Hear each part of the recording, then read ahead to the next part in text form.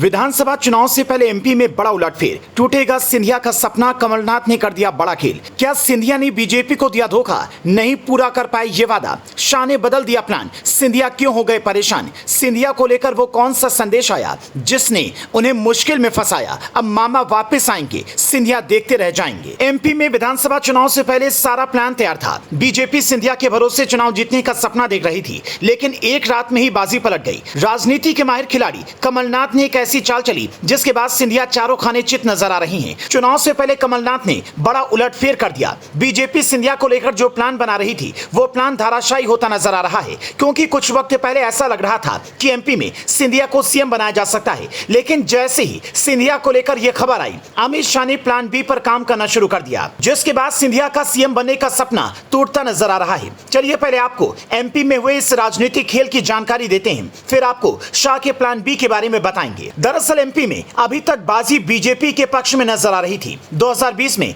जब ज्योतिरादित्य सिंधिया बीजेपी में आए थे तो अपने साथ पूरे लौ लश्कर को लेकर आए थे। ग्वालियर चंबल के कई इलाकों से तो पूरी की पूरी कांग्रेस ही उस वक्त बीजेपी में शामिल हो गई थी। सिंधिया के इस उलटफेर के बाद कयास लगने लगा था कि 2023 के चुनाव में इन इलाकों से कांग्रेस का सफाया हो जाएगा, लेकिन जैसे ही चुनाव नजदीक आए, खेल पूरी तरह से पलटता नजर आ रहा है, क्योंकि जिन नेताओं के दम पर सिंधिया बीजेपी में अपनी ताकत का एहसास करा रहे थे वो ताकत टूटती दिख रही है। सिंधिया के करीबी नेता चुनाव से पहले बीजेपी को छोड़कर वापस कांग्रेस में जा रही हैं। पिछले 2 महीने में मध्य प्रदेश के अलग अलग इलाकों से सिंधिया के 7 करीबी नेताओं ने बीजेपी का साथ छोड़ दिया। इतना ही नहीं, हैरानी करने वाली बात तो यह है कि सिंधिया को जो समर्थक बीजेपी का साथ छोड़कर कांग्रेस में जा रहे हैं उसमें ज्यादातर नेता ग्वालियर चंबल क्षेत्र के हैं।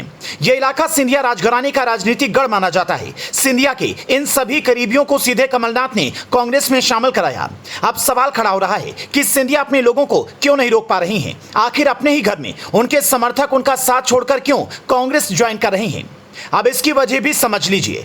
नंबर 1, बीजेपी के पॉलिटिक्स में फिट नहीं बैठ पा रहे कांग्रेस संगठन के नेता। जानकारों का कहना है कि कांग्रेस संगठन के नेताओं को बीजेपी का कामकाज समझ नहीं आया, इसलिए कांग्रेस नेता अब घर वापसी कर रही हैं। तो वहीं कुछ नेताओं को अपने भविष्य की चिंता भी सता रही है। नंबर 2, कुछ नेताओं का आरोप है कि जिस वक्त सिंधिया बीजेपी में गए थे उस वक्त उन्होंने अपने समर्थक नेताओं को भरोसा दिया था कि सभी को सम्मान मिलेगा, लेकिन अब नेताओं का कहना है कि सिंधिया अपने वादे को पूरा नहीं कर पाए और अपने कुछ करीबी नेताओं को ही पद दिलाने में कामयाब रहे।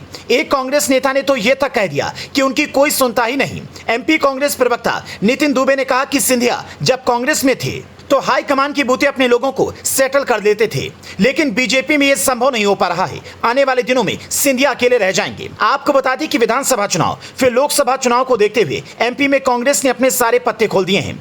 बीजेपी को मात देने के लिए हर दांव आजमाया जा रहा है। कमलनाथ के इसी दांव में सिंधिया फंसते जा रही हैं, लेकिन अब सवाल खड़ा होता है कि क्या वास्तव में सिंधिया अकेले पड़ चुके हैं, इसलिए उनके समर्थक उनका साथ छोड़कर वापस कांग्रेस में जा रही हैं। वैसे खबर है कि एमपी में चल रही हर गतिविधि पर बीजेपी आलाकमान की नजर है। अगर चुनाव तक इसी तरह से पलायन चलता रहा तो जिस सीएम की कुर्सी का सपना सिंधिया लेकर आए थे वो सपना टूट सकता है, क्योंकि अगर सिंधिया अपने लोगों को ही नहीं रोक पाए तो बीजेपी को चुनाव कैसे जिताएंगे? ऐसे में अब यह देखना होगा कि एमपी में बीजेपी आलाकमान किस पर भरोसा जताता है। वैसे आपका इस खबर पर क्या कहना है? क्या आपको लगता है सिंधिया को अब एमपी का सीएम बनाया जा सकता है? कमेंट करके बताएं।